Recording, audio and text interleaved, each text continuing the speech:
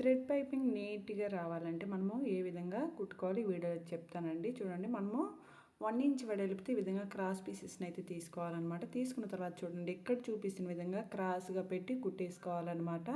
Piping అనేది మనకి cross పీసెస్తోనే నీట్‌గా వస్తదండి. స్ట్రెయిట్ పీస్‌తో మనకి రాదని కాదు. కాకపోతే అంత నీట్‌గా రాదనమాట. క్లాత్ చూడండి ఇక్కడ మనకి సాగినట్లుగా ఉంది కదా! క్లాత్ అనేది ఈ విధంగా ఉంటే మనకి బావుంటదనమాట.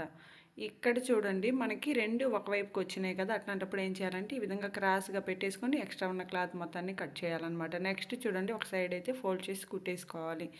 ఈ విధంగా కుట్టిన తర్వాత మీకు చూపించడం కోసం ఇక్కడ క్లాత్ మీద పెట్టి కుడుతున్నానండి. ఇది వచ్చేసి మనకి బ్లౌజ్‌లో బ్యాక్ పార్ట్‌కి వచ్చేసి నడుము పట్టీకి అయితే ఇక్కడ వేసినాను అనమాట. ఈ విధంగా పెట్టుకొని స్ట్రెయిట్‌గా కుట్టు అయితే వేసేసుకుంటున్నానండి.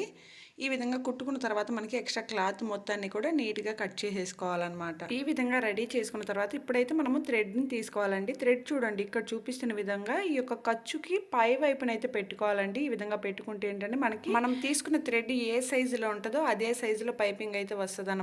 మనకు అదే విధంగా నీట్‌గా ఈ యొక్క పైపింగ్ అనేది వస్తదనమాట. మీకు ఇక్కడ కనిపిస్తుంది కదా!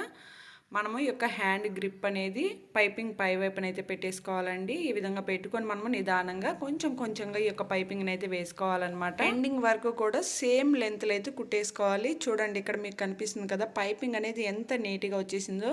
బ్యాక్ సైడ్ వచ్చేసి మనకి ఆ ఖర్చు అనేది కనిపిస్తుంది అనమాట. ఈ విధంగా పైపింగ్ వేసుకుంటే లుక్ బాగుంటుంది అనమాట. వీడియో నచ్చితే లైక్ చేయండి.